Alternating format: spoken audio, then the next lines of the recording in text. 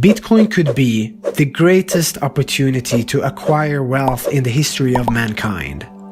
But here's the thing, nobody knows what Bitcoin is yet. No one knows where this is going. The technology has been unleashed and it cannot be stopped. Not by banks, not by hackers, not by government. All Bitcoin needs now is time to breathe. All it needs to do is survive. And meanwhile, we have front row seats to history. Hyperbitcoinization is the idea that Bitcoin will one day reach a level of adoption where it has become the one medium of exchange and store of value. Hyperbitcoinization is the phase when Bitcoin is used to buy your coffee and power the global economy. Bitcoin has the opportunity to become the world's first universal digital currency due to its fundamentally sound monetary properties. What do I mean by that? Let's take just 3 examples. First, Bitcoin is borderless. You've probably heard this many times, but let's think about what this means. Traditionally, nationalistic monetary systems keep the citizens of a country financially hostage by forcing upon them a government-decreed currency. For example, in Sweden, I cannot pay rent or buy gas with US dollars, and I can't use the Swedish krona in the UK. If my government was so inclined, it could refuse me the right to trade with other currencies, and I would for all intents and purposes be locked up in my own country. This is not a big issue in Sweden, because the government is still relatively functional. In Venezuela, however, the citizens are, at this very moment, being held financially hostage by their government. They are prisoners. They cannot physically escape their country.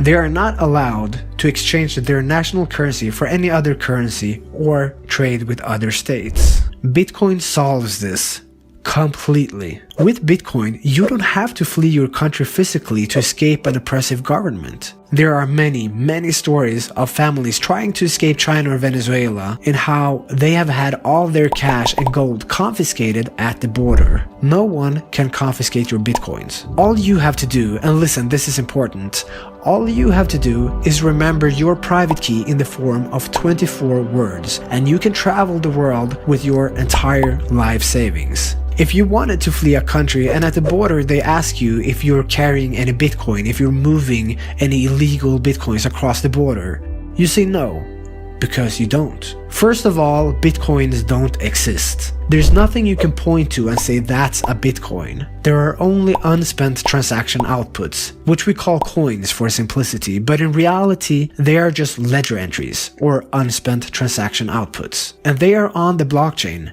And the blockchain is everywhere. Your Bitcoins are already in the country you're going to, so no, you're not carrying any Bitcoins. With 24 words in your head, you can go anywhere and no one can touch your savings.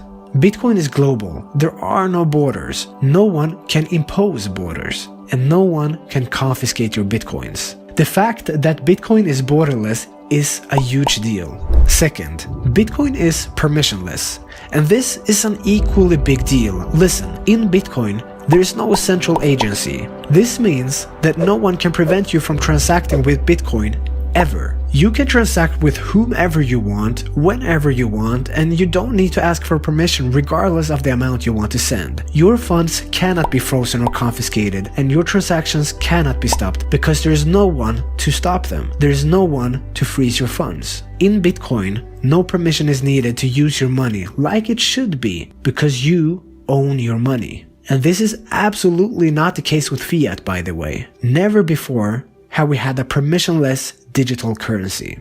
Third, the most important value proposition of Bitcoin is true digital scarcity. Nothing is as scarce as Bitcoin. Nothing. And digital scarcity is a huge deal. In the year 2140, about 120 years from now, just fewer than 21 million Bitcoins will have been created. There will never be more than 21 million Bitcoins. That's the mathematical asymptotic cap, hard-coded into the protocol. No government, bank, or Bitcoin developer could ever change this. No one could ever artificially deflate Bitcoin's value by increasing the supply. The supply and the issuance rate are predetermined, meaning that, and listen, this is important, meaning that the Bitcoins you own will always be the same percentage of the total supply. Imagine that. Regardless of how much Bitcoin's purchasing power increases or how much someone is willing to pay for Bitcoin, your percentage of the total supply doesn't change. Let's look at how much money there is in the world. $73 trillion in global stocks, $127 trillion in fiat, $250 trillion in debt, $217 trillion in global real estate, $1.2 quadrillion in derivatives. There will be nearly 21 million bitcoins when all have been mined, but about 20% of the bitcoins that have been mined so far are lost forever. At most, we will have 16.8 million bitcoins in circulation ever. The global value of all money is $1.8 quadrillion. If we were to see hyperbitcoinization and Bitcoin consumed all of this value, we would see one Satoshi costing $1, or one Bitcoin costing $100 million. These charts show that Bitcoin is growing exponentially and has only just started its journey to hyperbitcoinization. The logarithmic chart shows the previous bubbles very clearly, and the linear chart does not. The bubbles we have seen so far are seen through the lens of hyperbitcoinization, so-called microbubbles. If you are a holder of last resort and you understand the economics behind money and you understand Bitcoin, you have reason to be bullish. And I'll leave you with this. A friend asked me if it's selfish to want to be rich. I said, of course not.